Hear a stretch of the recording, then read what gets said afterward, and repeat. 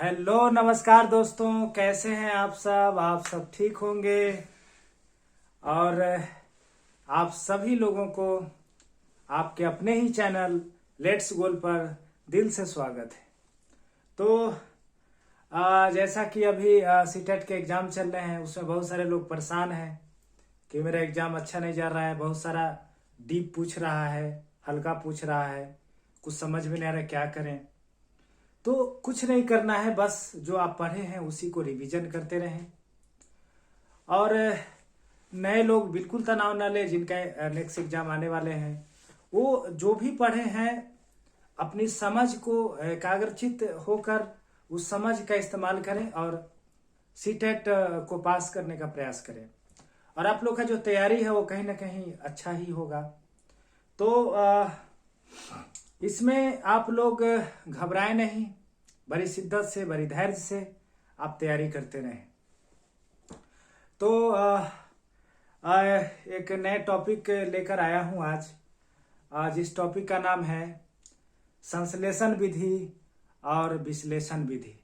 संश्लेषण का क्या अर्थ होता है, विश्लेषण का क्या अर्थ होता है, और इसमें बच्चे क्या क्या प्रतिक्रिया करते हैं, किसमें संश्लेषण में क्या होता है, विश्लेषण में क्या होता है।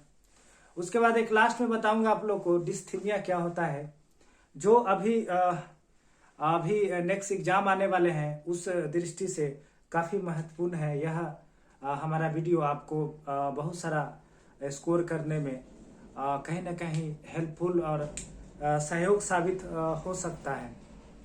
तो इस टॉपिक को शुरू करने से पहले मैं एक छोटा सा कहानी कहना चाहता हूँ, जो आप लोगों को कहीं ना कहीं मोटिवेट होने का एक जरिया बन सकता है।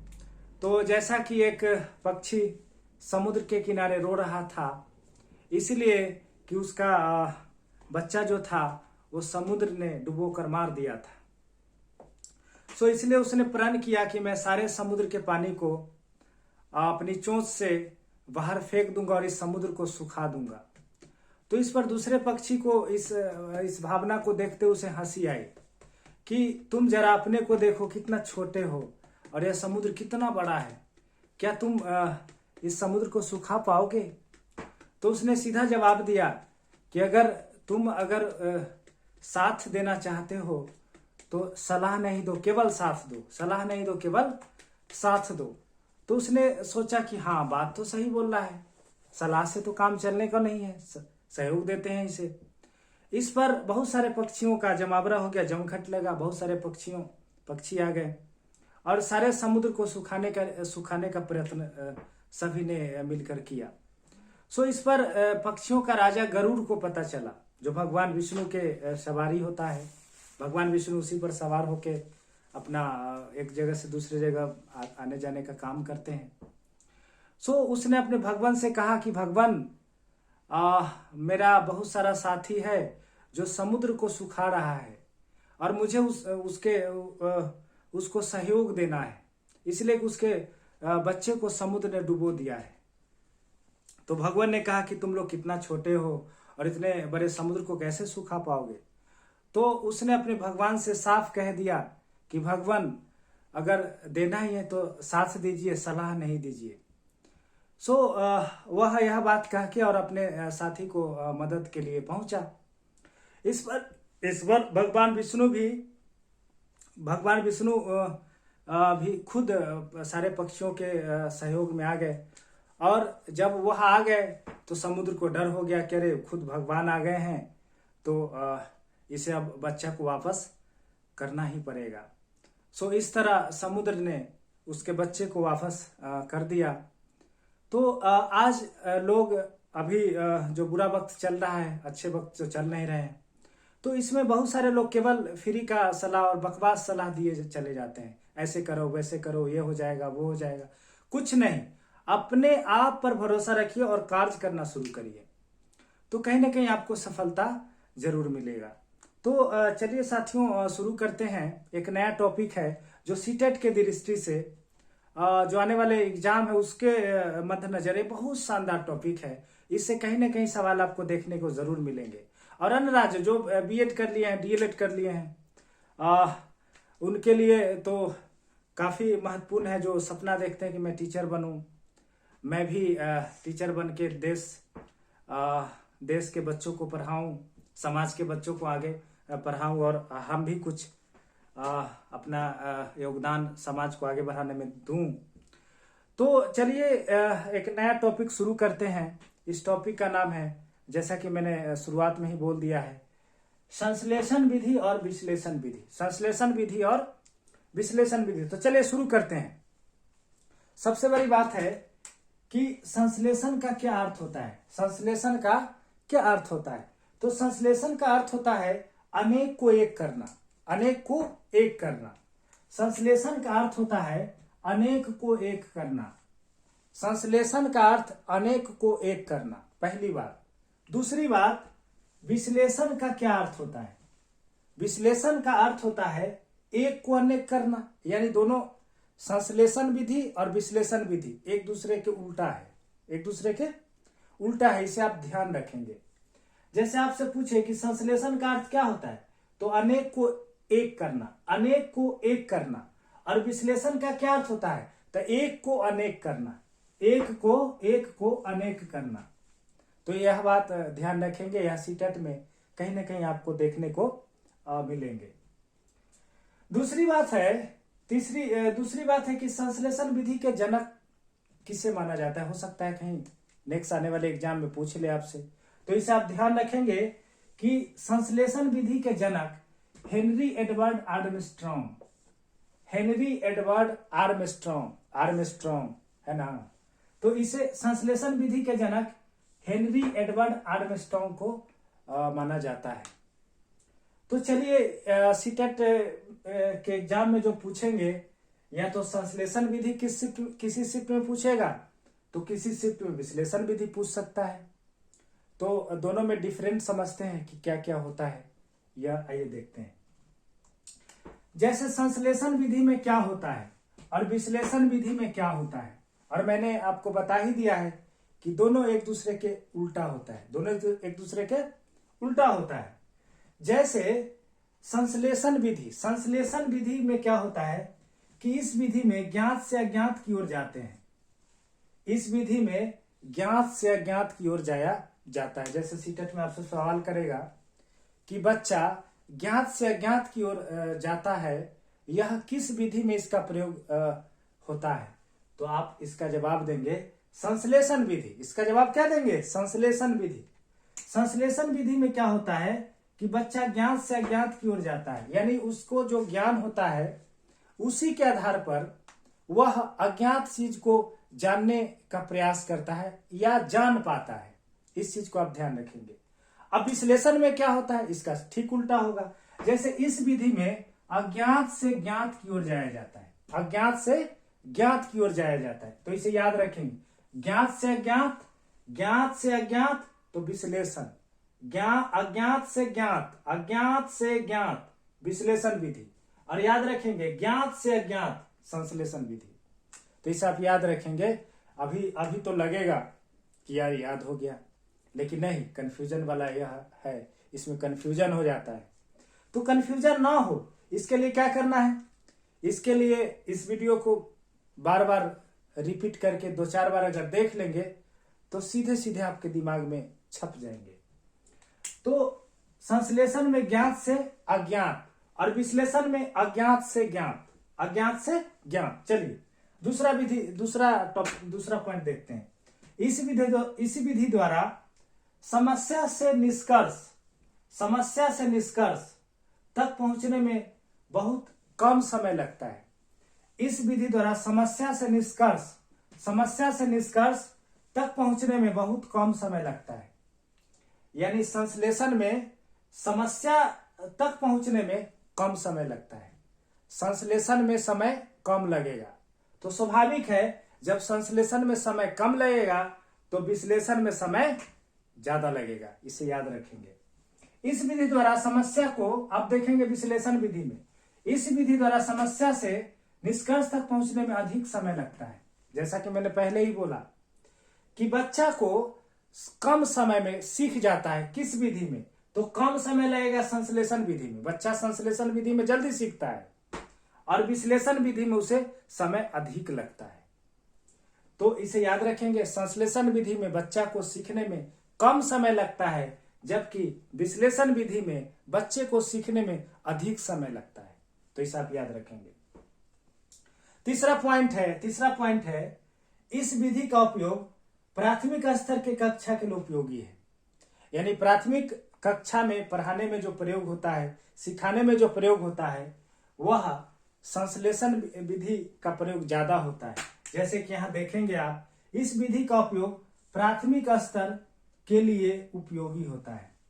प्राथमिक स्तर के लिए उपयोगी संश्लेषण विधि, प्राथमिक स्तर के लिए उपयोगी संश्लेषण विधि। और इस ठीक विश्लेषण में आएंगे तो ठीक इसका उल्टा हो जाएगा। इस विधि का उपयोग प्राथमिक के कक्षा के लिए करना कठिन होता है। प्रयोग होता है लेकिन कठिन होता है। विश्लेषण विधि में इसका उपयोग प्राथमिक स्तर के कक्षा के लिए करना कठिन होता है। यह संश्लेषण में प्राथमिक स्तर के लिए उपयोगी होता है, जबकि इस विधि का उपयोग प्राथमिक के कक्षा के लिए करना कठिन होता है। तो यह बात याद रखेंगे। चौथा पॉइंट है इस विधि से छात्रों में तर्क तथा निर्णय शक्ति का विकास नहीं हो पाता। जैसे संश्लेषण विधि में बच्चा तर्क नहीं कर सकता है। देखिए, छात्रों में तर्क तथा निर्णय शक्ति का विकास नहीं हो पाता है। जैसा कि आप देखेंगे, संश्लेषण विधि में बच्चा जो है तर्क तथा निर्णय शक्ति का विकास नहीं हो पाता। इसमें तर्क नहीं कर पाएगा, निर्णय नहीं कर पाएगा। किस विधि में? तो संश्लेषण विधि में बच्चा न तर्क कर पाएगा न निर्णय कर पाएगा। किस विधि में? तो संश्लेषण विधि में। देखेंगे, इस विधि में छात्र तर्क तथा निर्णय शक्ति का विकास नहीं कर पाता है। इसमें है, विश्लेषण में है, इस विधि से छात्रों में तर्क तथा निर्णय शक्ति का विकास होता है। जैसे पूछेगा इससे सवाल, सीटेट में आने वाले जो पेपर हैं उसमें पूछेगा कि बच्चों में तर्क और निर्णय शक्ति का अभाव किस विधि में होता है? तो संश्लेषण विधि में। दूसरा पॉइंट चेंज करके पूछेगा कि इस विधि से छात्र में तर्क तथा निर्णय शक्ति का विकास होता है। किस में? तो विश्लेषण में। संश्लेषण में बच्चों में तर्क और निर्णय का अभाव पाया जाएगा, जबकि विश्लेषण में वह तर्क भी करेगा और निर्णय भी करेगा। तर्क भी करेगा और निर्णय भी करेगा, यानी उसकी विशेषता बन जाती है। जबकि इसमें विशेषता नहीं होता है, न तर्क करने का न निर्णय करने का। किसमें? संश्लेषण विधि में। इसमें अभाव पाया जाएगा, जबकि इसमें खूब अच्छा तर्क करेगा और निर्णय करेगा। नेक्स्ट पॉइंट देखते हैं। 5 नंबर है, संश्लेषण विधि बालकों को खोज करने में अवसर प्रदान नहीं करता। संश्लेषण विधि में बालक खोजी प्रवृत्ति का नहीं होता। संश्लेषण विधि में बालक खोजी प्रवृत्ति का नहीं होता है। जैसा कि आप देख सकते हैं कि संश्लेषण विधि बालकों को खोज करने का अवसर प्रदान नहीं करता। संश्लेषण विधि जो है वह बालकों को खोज करने का अवसर प्रदान नहीं करता है, यह याद रखेंगे। विश्लेषण में क्या होता है कि इसमें बालक को खोज करने का अवसर प्रदान करता है, यानी विशेषता है। यह खोज करना विशेषता है ना, तो खोज करना जब विशेषता है तो विश्लेषण। खोज करना जब विशेषता है और जब बच्चा खोज करना उसकी विशेषता बन जाती है तो यह विश्लेषण विधि में आता है। और बच्चा जब खोज नहीं करेगा तो वह हो जाएगा संश्लेषण विधि। खोज नहीं करेगा संश्लेषण, खोज करेगा विश्लेषण। याद हुआ ना? चलिए, इसमें बालकों को खोज करने का अवसर प्रदान करता है। संश्लेषण में खोज करने का अवसर प्रदान नहीं करता, जबकि विश्लेषण में खोज करने का अवसर प्रदान करता है। यानी विश्लेषण में बच्चा खोज करेगा, संश्लेषण में बच्चा खोज नहीं करेगा। संश्लेषण में बच्चा खोज नहीं करेगा, विश्लेषण में बच्चा खोज करेगा। तो इस बात को याद रखेंगे। नेक्स्ट बढ़ते हैं आगे। नेक्स्ट है संश्लेषण विधि से बालकों में निरस्ता की भावना उत्पन्न नहीं होता है। संश्लेषण विधि जैसा कि निरस्ता इसलिए इसमें नहीं होता है क्योंकि बच्चा को ज्ञात से अज्ञात की ओर ले जाया जाता है। अर्थात कहने का मतलब साफ है कि बच्चा को जो जानकारी होता है, जो समझ होता है, जितना ही वह जानता है उसी के आधार पर आगे बढ़ा जाता है, उसी के आधार पर आगे बढ़ा जाता है। जैसा कि आप देख सकते हैं संश्लेषण विधि से बालकों में निरस्ता की भावना उत्पन्न नहीं होता, इसलिए कि बच्चा को लगता है कि हम जो समझ रहे हैं उसी के आधार पर हमें कुछ और सीखने को अवसर मिलेंगे और मैं नया चीज जान पाऊंगा या जानता हूं।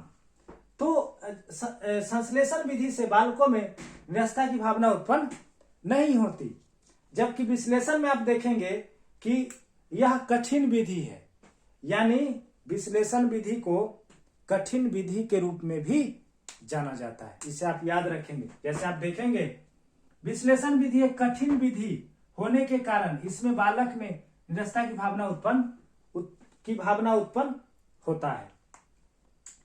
इसमें निरस्ता की भावना नहीं होता। किसमें? संश्लेषण में।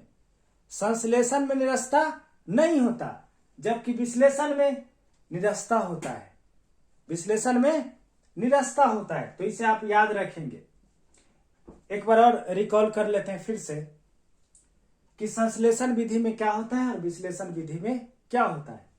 तो संश्लेषण में ज्ञात से अज्ञात की ओर जाया जाता है, पहला बात। विश्लेषण में अज्ञात से ज्ञात की ओर। संश्लेषण में ज्ञात से अज्ञात, संश्लेषण में ज्ञात से अज्ञात और विश्लेषण में अज्ञात से ज्ञात। याद हुआ ना? नेक्स्ट, इस विधि में समस्या से निष्कर्ष तक पहुंचने में बहुत कम समय लगता है। इसमें बच्चा को कोई समस्या है तो निष्कर्ष तक पहुंचने में उसको कम समय लगता है, जबकि विश्लेषण विधि में समस्या से निष्कर्ष तक पहुंचने में अधिक समय लगता है। याद रखेंगे। तीसरा पॉइंट है, इस विधि का उपयोग प्राथमिक स्तर के लिए उपयोगी होता है। यानी प्राथमिक स्तर पर जिस विधि का प्रयोग ज्यादा किया जाता है, संश्लेषण विधि का। संश्लेषण विधि का प्राथमिक स्तर पर ज्यादा प्रयोग किया जाता है। इससे आप याद रखेंगे, ज्यादा प्रयोग किया जाता है। उसके बाद है विश्लेषण में क्या होता है। तो इस विधि का उपयोग प्राथमिक स्तर के कक्षा के लिए करना कठिन होता है, कठिन होता है। नेक्स्ट देखेंगे, इस विधि से छात्रों में तर्क तथा निर्णय शक्ति का विकास नहीं हो पाता। न तर्क करेगा न निर्णय तक पहुंचेगा। किस में? तो संश्लेषण में। और विश्लेषण में क्या होगा? इसमें तर्क भी करेगा और निर्णय भी करेगा, इसमें इसका विकास हो जाता है। क्लियर? चलिए 5वां नंबर देखते हैं। संश्लेषण विधि बालकों को खोज करने का अवसर प्रदान नहीं करता। संश्लेषण विधि में बालक को खोज करने का अवसर प्रदान नहीं करता है, जबकि विश्लेषण विधि में बालक को खोज करने का अवसर प्रदान करता है।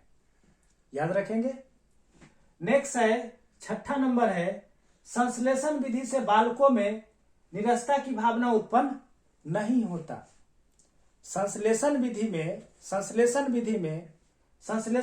में बालक में निरस्ता की भावना उत्पन्न नहीं होता, जबकि विश्लेषण विधि में एक कठिन विधि होने के कारण इसमें बालक में निरस्ता की भावना उत्पन्न होता है। तो इसको कई बार देखेंगे, कई बार पढ़ेंगे तो आपको याद हो जाएंगे। चलिए, तो एक नेक्स्ट टॉपिक है जो बहुत सीटेट के दृष्टि से जो आने वाले एग्जाम है उसमें हो सकता है कि आपके लिए बड़ी हेल्पफुल हो, जिसका नाम है डिस्थीमिया। पूछेगा आपसे कि डिस्थीमिया क्या होता है या डिस्थीमिया किसे कहते हैं। तो इसे आप याद रखेंगे। जैसे अधिगम संबंधी वैसी अक्षमता जिसे बालक तनाव महसूस करता है। यानी सीधे सीधे याद करेंगे कि डिस्थीमिया जो है इसमें बच्चा तनाव महसूस करेगा। डिस्थीमिया में बच्चा कैसा महसूस करेगा? तनाव। और तनाव में अगर बच्चा तनाव में है, दबाव में है, तो उसको चाहे आप जितना अच्छा माहौल दे दीजिए, जितना अच्छा माहौल में रख दीजिए, वो कुछ सीख ही नहीं पाता है। इसी विधि को हम डिस्थीमिया विधि कह सकते हैं। फिर से एक बार देख लेंगे, डिस्थीमिया क्या है? तो अधिगम संबंधी वैसी अक्षमता जिसमें बालक तनाव महसूस करता है और इसका प्रभाव बालक के अधिगम पर पड़ता है, इसे बालक सीख नहीं पाता। यानी डिस्थीमिया एक प्रकार का तनाव है। डिस्थीमिया क्या है? एक प्रकार का तनाव है जिसे बच्चा सीख नहीं पाता है। तो अगर यह अच्छा लगा हो तो आप सब मिलकर एक हो जाइए। और सीटेट के लिए अगर मैं अच्छा टॉपिक बता रहा हूं, ला पा रहा हूं, तो आप सब लोग सब्सक्राइब करिए और ज़्यादा से ज़्यादा लोग तक फैलाइए। So thank you. फिर हम लोग नेक्स्ट वीडियो में नेक्स्ट टॉपिक के साथ मिलते हैं। So thank you.